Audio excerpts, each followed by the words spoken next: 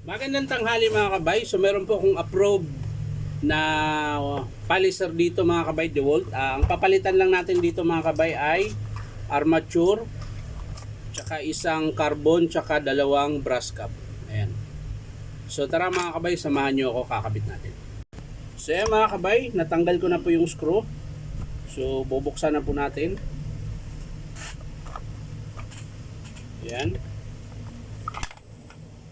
Tapos lilinisin muna natin yung kanyang control module mga kabay dahil masyadong matigas pag pinipihit po. So lilinisin ko na lang siya.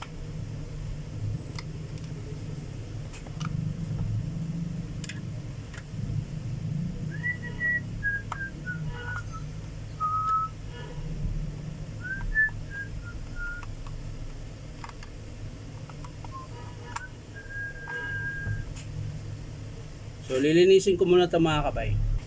So yun na mga kabay, nalinis ko na po yung controller niya. Ayan, malambot na po. Ayan. So compare mo kanina, ayan, ang dumi. So ngayon malinis na. So ikakabit na po natin ito mga kabay. At para matapos na po tayo. Ayan.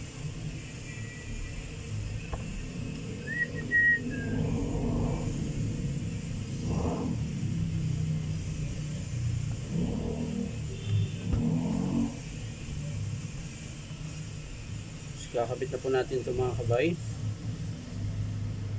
yung screw, hindi siya lapat. Yan.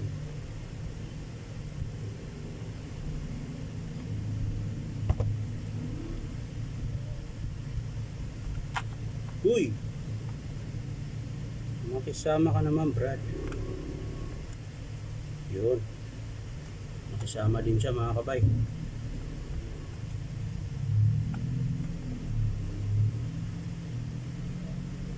Anong araw masusulat ko kaya ang ganda na bibili ng bahay sa Santa Rosa. Nalaglag na naman.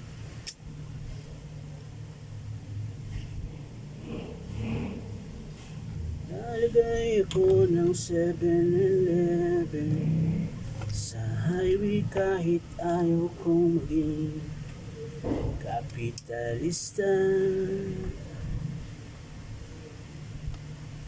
Huwag ka na malaglag Brad, at ako'y nagugutom na. Yun, ayos na mga kabay. So babalik na natin yung module nya. Ayan.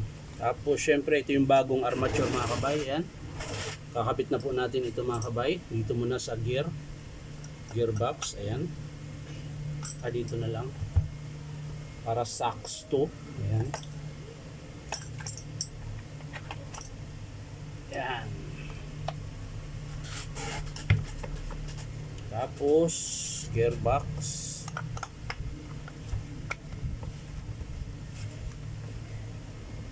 Ayan mga kabay, kakabit na natin yung screw.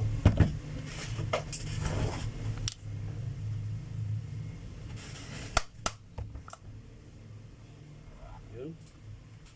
Medyo suabe na yung ikot.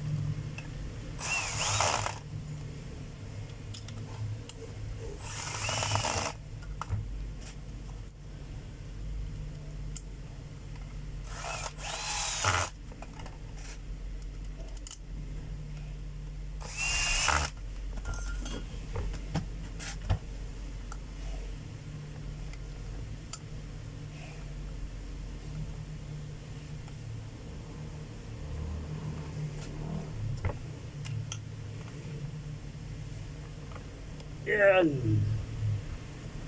Okay. So ayos na mga kabay. Sara na natin to. Tingnan natin kung napipihit na yung variable nya. So yan mga kabay, malambot na po.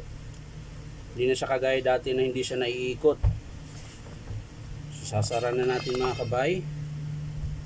At atin ang ikakabit ang kanyang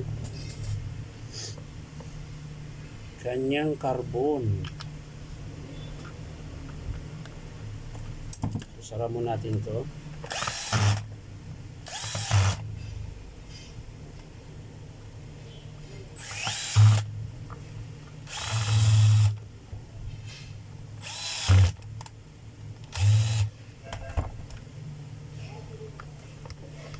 na yung dulo mga kabay, kaya di na siya madala dun sa cordless natin.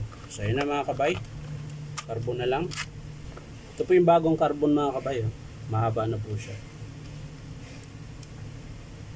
So yung tenga na to mga kabay, ito yung dalawang tinga, huwag niyong pipit-pitin mga kabay, papasok po yun doon sa loob ng brush holder para hindi siya gagalaw. Ayan.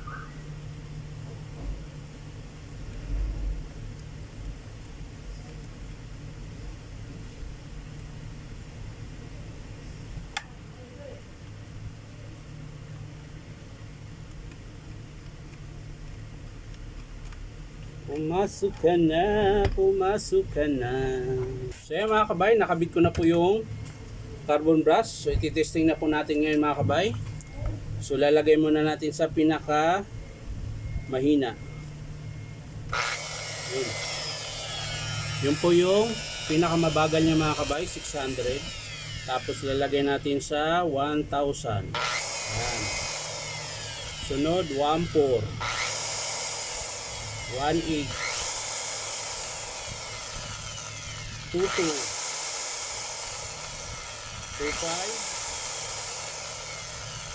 tsaka 3,000 at 3.5. Ito na yung pinakamalakas yung mga kabay.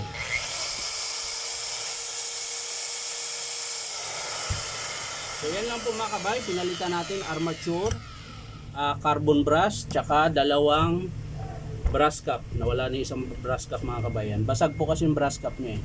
So yan lang yun mga kabay. Maraming salamat sa panonood at pa-like and share na rin po. At syempre po, subscribe nyo po ito akong YouTube account na Inom Tabay. So maraming salamat mga kabay. Bye bye.